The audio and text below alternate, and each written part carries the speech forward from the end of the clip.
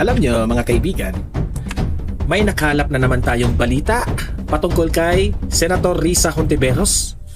Alam niyo ba kung anong balita patungkol sa kanya? Umamin na siya. Okay? Umamin itong si Risa Hontiveros na ay kumakalat ang chismis sa House of Representatives. May ibubulong ako sa inyo. May sasabihin ako sa inyo kung ano na ang nangyari sa House of Representatives. Alam niyo, sa totoo lang, no? Sa House of Representatives, nabalitaan ni Bongbong Marcos na ang dami. Narito ang Balitang Pinoy TV. Okay. Magandang araw po sa ating lahat. At ang ating pag-uusapan ngayon ay patungkol kay Hontiveros. Itong si Risa Hontiveros. Alam nyo mga kaibigan, may nakalap na naman tayong balita patungkol kay Senator Risa Hontiveros. Alam niyo ba kung anong balita patungkol sa kanya? Umamin na siya. Okay? Umamin itong si Risa Hontiveros na nagsanib puwersa na sila ni BBM. May video ako May video ako kung saan in-interview po itong si Risa Hontiveros at naniniwala siya na matatalo niya si Vice President Inday Sara Duterte. Wow! Okay. Pagbigyan ka namin sa trip mo Senator Risa, pagbigyan ka namin sa trip mo. Trip mo yan di ba? Wala tayong magagawa dyan. Kanya-kanya tayong trip Kanya-kanya tayong trip, di ba? Mr. Chair. Mr. Chair.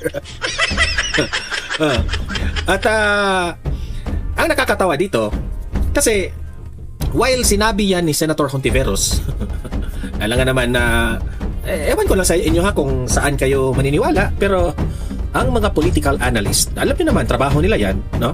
Sometimes ito mga political analyst, sablay, no? Pero itong political analyst na binalita ngayon, no? Na, which is, na-realize ko kasi may logic na ang sabi niya, hindi raw uusad itong mga impeachment complaint laban kay VP Sara. At alam niyo ba kung bakit? Bakit hindi uusad ang mga impeachment complaint ngayon? I'm talking about the House of Representatives. Ang sabi niya, mamaya sasabihin ko sa inyo, kasi kumakalat ang chismis sa House of Representatives. May ibubulong ako sa inyo. May sasabihin ako sa inyo kung ano na ang nangyari sa House of Representatives. Alam niyo, sa totoo lang, no?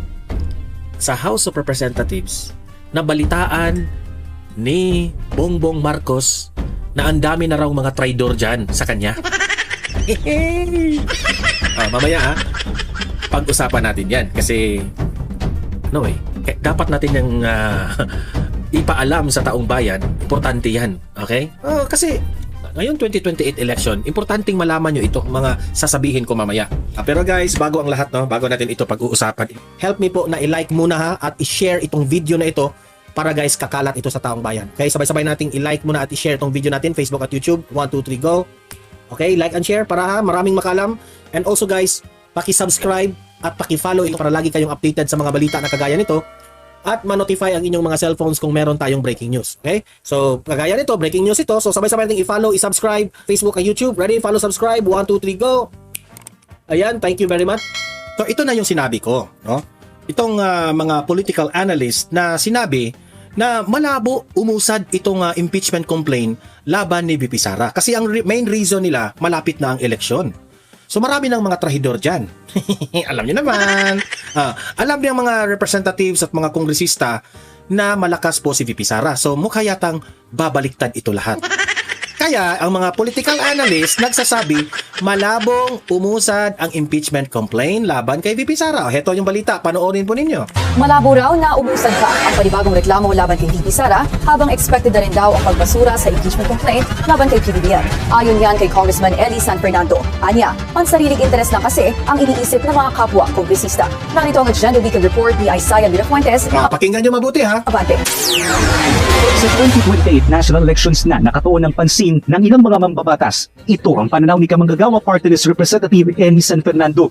Kaya anya, naniniwala siya na hindi lulusot sa plenaryo ng Kamara ang impeachment complaint laban kay Vice President Sara Duterte. I'm not a member of the Committee on Justice, but tingin ko lulusot yan sa Committee on Justice at aabot sa plenaryo yan. Pero pagdating sa plenaryo, ang aking tansya ay hindi makakakuha yan ng 1/3 na suporta mula sa members of the House. Dahil lahat ay nag-iisip na ng kanilang mga political career sa 2028. May mga nag-iisip na niyan. At yung iba ay marahil na nawala ng amo. Actually, itong political analyst na ito, no? Ay, hindi ba ito political analyst siguro? Pero, tama ang sinabi niya na hindi talaga uubra. Siguro, papasa ito sa Committee on Justice, pero alam nyo naman, mas importante ng mga kongresista, mas importante ng mga representatives na manalo sila sa eleksyon. Now, paano sila mananalo sa eleksyon? Ang tanong, di ba? Babaliktad sila. Yan ang katotohanan. Yan ang realidad. Talagang pupunta sila sa malakas ang trust rating, which is si VP Sara. Kaya, pagdating ng botohan sa House of Representatives, kasi nangangailangan po ng 1/3 yan eh. Di ba? Dati kung maalala ninyo, umabot ng 200 votes. Kaya, na-impeach raw di umano si VP Sara sa House of Representatives. Nagtagumpay raw sila. Nakakatawa nga eh. Pero, ngayon, sabi niya, malabo ito. Kasi, alam ng mga congressman na ang trust rating ni BBM ay negative na. At ang trust rating ni VP Sara, sobrang taas. Ikaw ngayon, kung ikaw ang nasa posisyon ng mga congressman, talagang babaliktad ka. Diba? Mga garapal eh. O hindi na naging ganun kataas yung kumpiyansa. Kung pagbabasihan daw kasi yan, naging takbo Ayun, ng tumatayo na si Ngiwi, Ganun gali, articles of impeachment laban kay VP Sara noong nakaraang taon na bypass umano nito ang Committee Deliberation at agad inakyat sa Senado ang impeachment complaint matapos itong makakuha ng 1/3 na boto mula sa mga mambabatas. Pero para naman kay San Fernando, hindi nakataka-taka ang naging pagbasura ng Committee on Justice ng Kamara sa impeachment complaint laban kay Pangulong Bongbong Marcos Jr. Dahil anya, wala talagang balak ang mga mambabatas na paggalawin ito at sumailalim pa sa impeachment trial. Kung ang climate o ang politika sa loob ng House is niredeem niya na ma-impeach yan. At kahit naman gaano katibay yung mga ebidensya kung ayaw ng mga kaalyado na umusad yan. Ito pala, si Representative Eli San Fernando pala itong, hindi pa political analyst. Nagsasabi siya po ng totoo basing on his experience. Okay, si Representative Eli San Fernando. Okay, di ko lang alam kung ito ba ay dating kaalyado. Hindi ko kilala ito eh. Dati ba itong kaalyado ni BBM? Or kabago-bago lang, no? Na nananalo doong the last election, no? Alam niya, usap-usapan ngayon sa House of Representatives na hindi na uubra dahil mag-iisip na yan sa kanilang mga political career na mananalo sila. At ang tanging paraan na mananalo sila ay susuporta sila kay VP Sara. Di ba? Good luck, BBM. Hindi talaga uusad yan. Yun yung nature ng nature, meaning experience niya doon dati. Yan ang nature ang mga nangyayari sa House. impeachment process. Tinawag rin niyang drama at ingay lang ang mga impeachment complaint na inihangin sa Kamara dahil ang lahat ng ito ay para lang daw sa politika at pansariling interes. Correct. Nakakalungkot lang kasi dahil dito sa usapin ng politika, naiiwanan din yung iba pang mahalagang trabaho ng Kongreso. Correct. At yun yung mga Yan, inuuna nila yung impeachment na yan. Nakakalimutan na nila ang kanilang mga trabaho. Di ba? gawa ng mga meaningful na mga batas. We are missing the bigger picture. At ano yun, yung mga Pilipino at mga manggagawa mismo, wala namang pakialam sa impeachment. Samantala sa Lunes, inaasahang ipipresenta sa plenaryo ng Kamara ang naging pagbasura sa impeachment complaint laban kay PBBM upang kanilang mapag-aralan. Inaabangan naman ngayon kung uusad ba ang impeachment complaint laban kay VP Sara.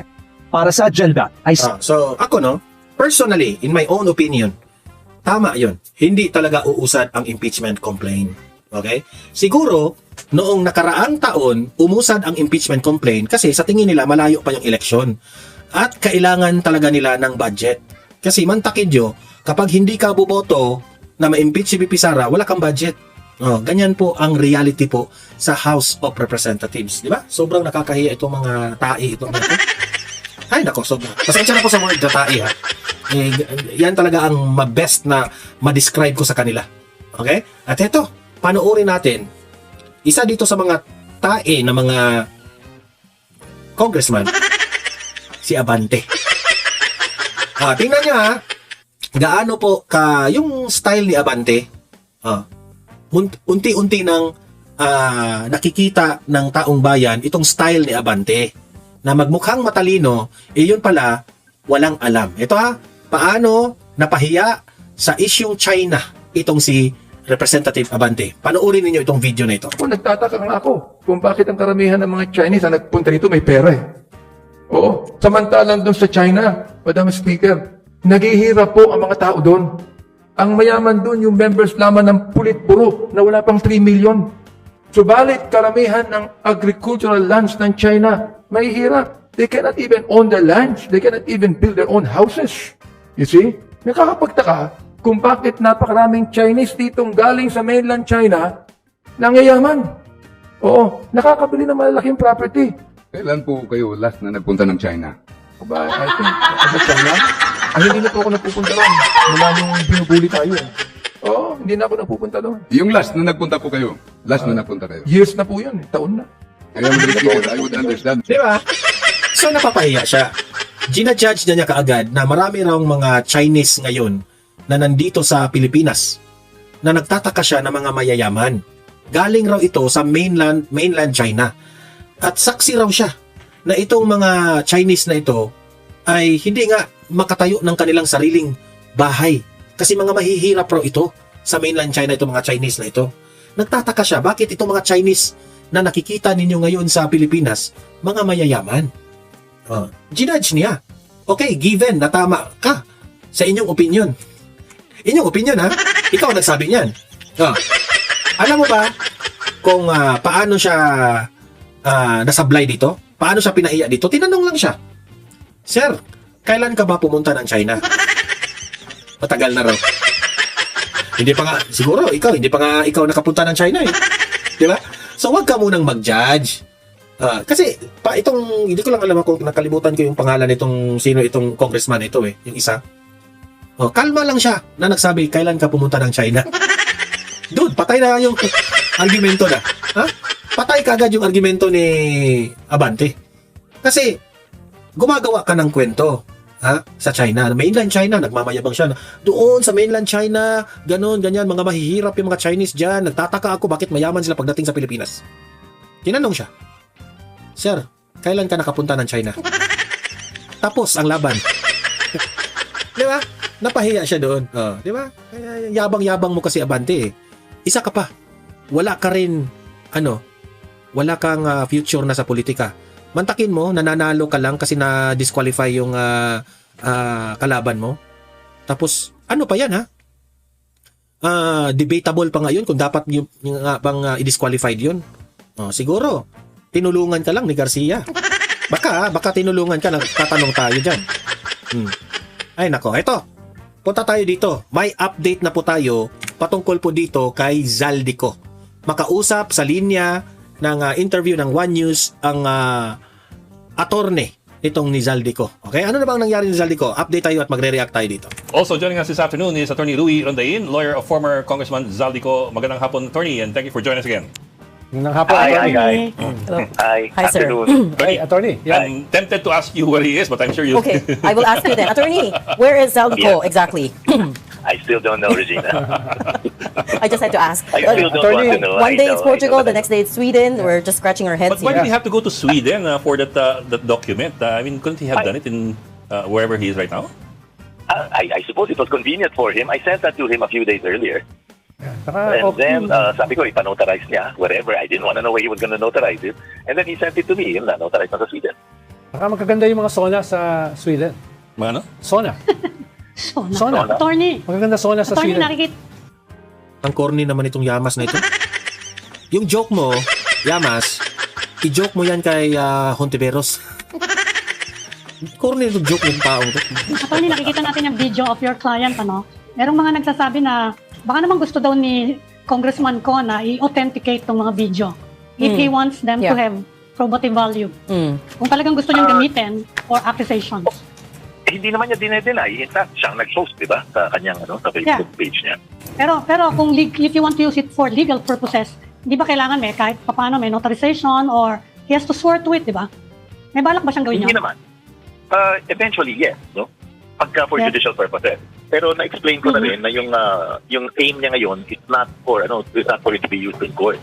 rather to initiate, to disclose yung katotohanan, and it might prod the authorities to continue the investigation. Apparently, they're not inclined to do that. So, Pero yun ang sinasabi pati ng investigator eh. Yeah. Attorney, Ang investigator yun ang sinasabi. Kapag Yun daw lang hindi nga. authenticated, bakit daw nila imbestigahan? Yun ang sinasabi Well, pati ng investigator.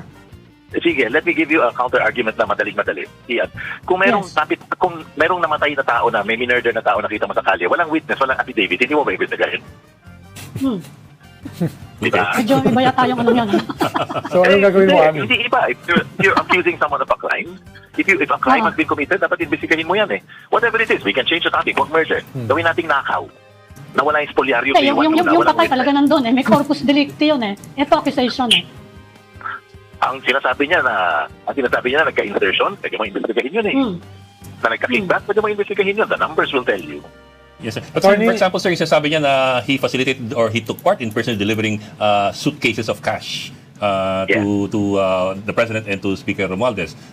Wouldn't it be to his benefit as well to, number one, authenticate it or at least put it down in writing in an affidavit with more details para kahit wala siya rito, gugulong?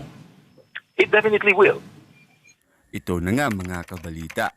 Ano na ang masasabi nyo patungkol sa balitang ito? Please comment down below mga kabalita. Pag-usapan natin yan sa comment section. At kung di ka pa nakasubscribe sa ating channel, baka naman